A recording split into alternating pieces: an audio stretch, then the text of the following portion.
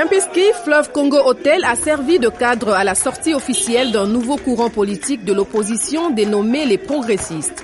Sous le leadership de l'ancien Premier ministre Samy Badibanga, ce courant regroupe les opposants signataires de l'accord du 18 octobre 2016 qui n'ont pas signé celui de la SENCO.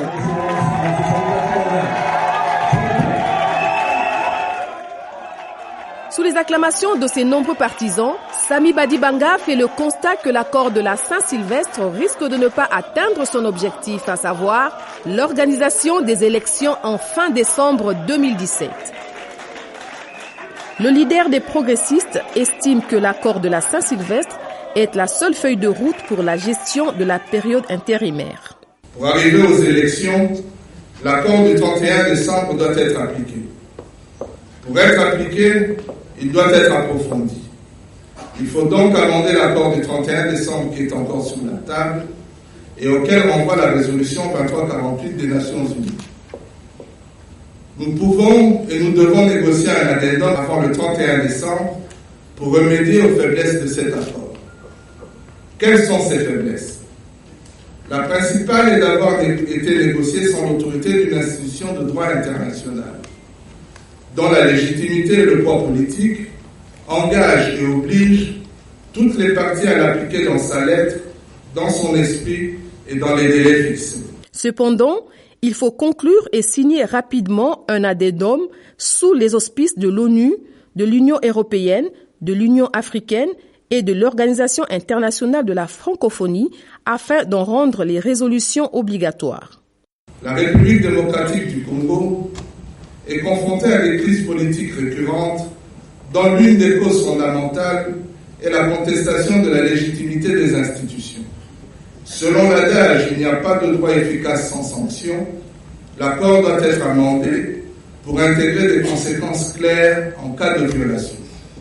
Nous sommes convaincus qu'en approfondissant l'accord du 31, nous mettrons les élections à notre portée et qu'ainsi nous éviterons l'impasse politique, l'effondrement des institutions et les violences vers lesquelles nous nous dirigeons.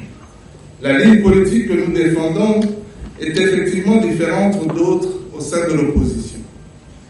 Nous voulons des institutions fortes et respectées, parce que légitimées par l'expression de la volonté populaire, garantes de l'état de droit et capables de mettre en œuvre des politiques publiques de progrès collectif et individuel.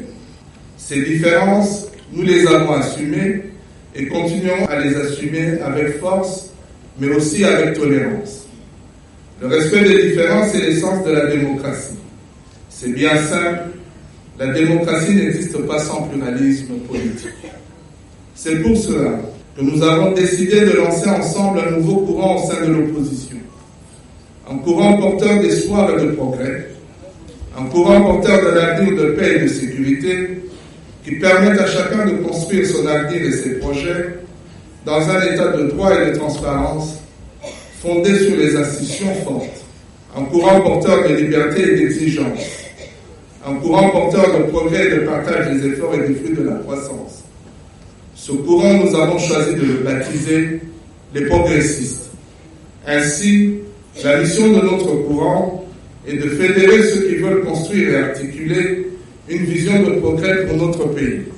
C'est pourquoi, pour emmener la nation et notre peuple aux élections et à l'alternance démocratique, nous lançons un appel à l'unité d'action de l'opposition pour former rapidement, dans le respect de nos différences, une équipe forte, soudée et offensive pour rétablir les conditions permettant l'expression de la volonté populaire. Je vous remercie pour votre aimable attention.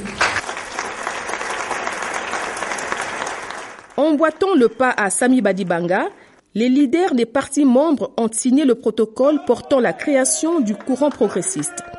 Il s'agit de Patrick Mayombe de l'UNIR, Fidel Tingombaï de la CRP, Solange Ngoma des Forces du Futur et de Matusila Malungeni pour l'Abaco. L'élu du Mont-en-Bas insiste sur le respect des institutions. À ce propos, il plaide pour l'introduction du Parlement dans cet addendum. Pourtant, il ne s'agit pas d'une demande d'un nouveau dialogue, mais d'une façon d'opérationnalisation de la mise en œuvre de l'accord de la SENCO.